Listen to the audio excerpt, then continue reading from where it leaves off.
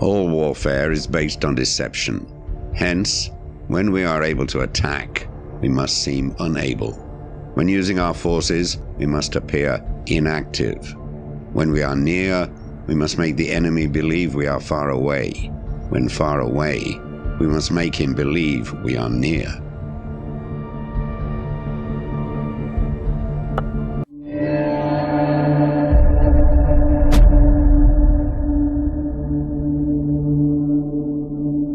Stop what you're doing. I'm about to show you something you already suspect deep inside, but can't explain. The United States of America is currently in the midst of a war. Not the kind when one country attacks another with missiles or tanks. Not like warplanes dropping bombs on our Pacific Fleet. Not like a hostile neighbor launching a surprise invasion across our borders. Instead, we face a cruel and merciless enemy who invented a whole new type of war, one that threatens us now more than all the bombs in the world. They are motivated by pure greed and inconceivable cruelty, and have been silently reversing all that is good for so long that we became lulled into a state of self-destructive compliance, while they tore us apart and robbed us blind. When patriots took back key branches of the U.S. government in 2016, a light was turned on to the vast corruption network that had infiltrated into the highest positions of power across every state. Only then did ordinary citizens begin to realize how close we had come to the end of it all. But first we must endure one last painful battle that will touch every citizen, no matter who they are.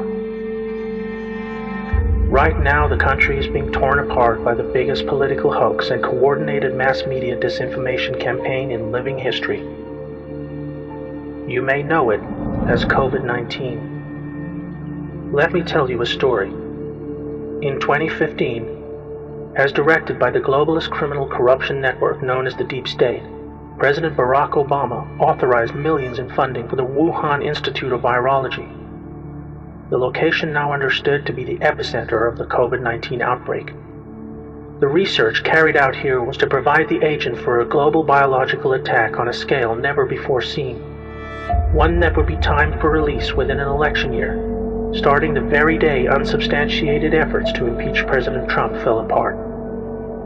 With their base of operations in the Democrat establishment, the Deep State Shadow Corporation embarked on a coordinated irregular warfare insurgency with multiple aims, all under the cover of a global pandemic they themselves manufactured for this purpose. Enabled by their owned and controlled corporate media monopoly, they instigated a heavy-handed and unjustifiable nationwide shutdown to reverse Trump's many economic and unemployment gains, with Democrat-controlled states suffering the harshest restrictions in the country.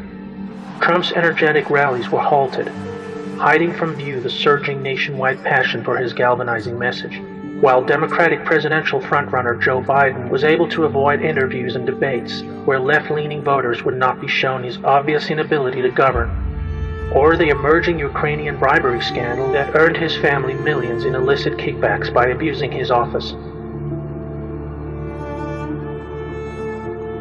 The next major advantage of the pandemic for the Deep State was the case made to the public for mail-in voting, a highly insecure practice proven to be rampant with fraud, just as the public saw in one such example when a former Philadelphia judge pled guilty to stuffing ballot boxes after being paid by what he called a Democrat political consultant. With a rapidly rising death toll needed to make the case to the public for even harsher control, normal influenza deaths for the year were recorded as COVID-19, artificially inflating the numbers. But this was only the beginning. When this did not yield enough fatalities, the Deep State initiated a murderous plan to defy federal guidelines and to move infected patients into nursing homes where the highest risk age group could be found in large numbers. The Deep State governors of New York, New Jersey, California, Pennsylvania, and Michigan oversaw what can only be described as a genocide of our elderly loved ones, even as the quickly constructed field hospitals and medically equipped Navy ships stood mostly empty. This horrendous act cost the lives of over 50,000 people, but gave the insurgency a death toll that would stoke the public fear needed to push ahead with their goals. In these dark times, when people had little else but the comfort of community in their faith. This too was forcibly halted when simply going to church was banned across the country under the guise of public safety. Depression and loneliness became the new epidemic, all designed to create the social conditions needed for what was to come next in their despotic plan to fracture the nation and hold on to power. Immediately upon reports of a flattening curve and a reduction in new cases, the mysterious murder of George Floyd hit the headlines. What was presented to the public as a routine instance of racially motivated police brutality turned out to be a strange and coincidental series of events involving two men who once knew each other, working security in a nightclub. This event provided the justification for the next chapter in their coordinated insurgency against the United States. The goal was to inflame civil unrest along racial lines on an emotional platform of social justice. A divided house cannot stand, and the enemy knew this all too well. Black Lives Matter was funded and designed by the corrupt Democrat establishment as a social weapon to draw crowds of well-meaning protesters into harm's way, using them as human shields while they pushed a savage insurrection on city streets. This was intensified even further by folding in the violent paramilitary group Antifa, who were given a free pass by Democrat mayors and governors to loot stores, smash up small businesses, and assault innocent bystanders. The public was shown in explicit detail how Democrat leaders refused to protect local citizens, choosing instead to provide an open road for the anarchists to destabilize civil society, allowing the innocent to be indiscriminately injured and terrorized. Knowing that lawless chaos would accelerate their aims, they began calling for the elimination of police, while evicting the National Guard, who were made available to protect the public against the worst of the violence. D.C. Mayor Muriel Bowser even called for the elimination of the White House fence, just days after a close call by rioters who attempted to breach the perimeter. And on June 22nd, Democratic Congressman Adam Schiff proposed a House bill to amend United States Code Title 18 that would prohibit the use of military force in the event of civil unrest, an obvious attempt to weaken the Commander-in-Chief's ability to defend the public from the planned insurrection, which was intended to play out over the weeks and months leading up to the election. Attorney General William Barr has appointed the U.S. Attorney in Connecticut to investigate. The pandemic was also providing cover of a different kind. Taking place behind the scenes at the Justice Department is a far-reaching investigation into the Obama administration's weaponization of the Foreign Intelligence Surveillance Court to spy on Trump and his associates during the transition of power.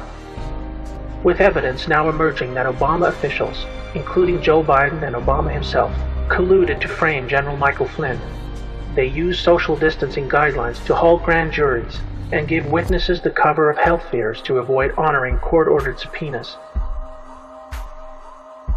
What you are witnessing is the dying breaths of a hidden enemy responsible for over a century of embedded corruption that has been slowly destroying our republic from the inside. They divided us along racial, gender, and political lines. They created reasons for us to go to war. They made international trade agreements that brought us no benefit, but allowed them to steal our vast wealth, driving us into a state of perpetual economic decay. They flooded our streets with deadly drugs to manufacture a devastating epidemic of addiction and mass incarceration.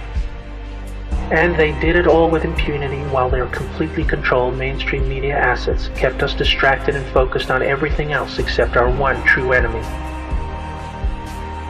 The 2020 U.S. elections are like none we have ever experienced.